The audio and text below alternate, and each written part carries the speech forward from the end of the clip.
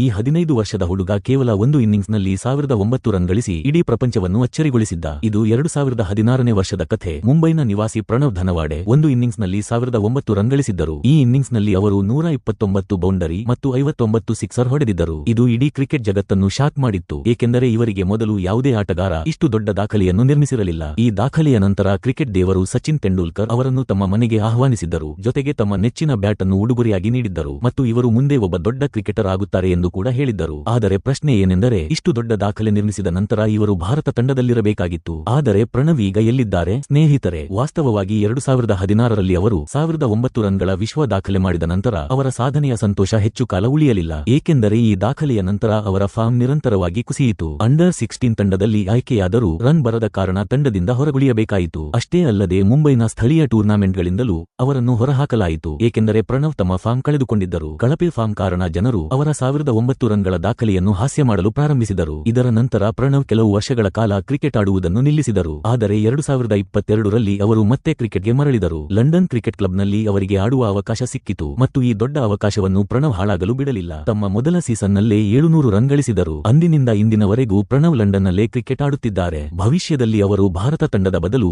England ತಂಡದಲ್ಲಿ ಆಡುತ್ತಾ ಕಾಣಿಸಿಕೊಳ್ಳಬಹುದು.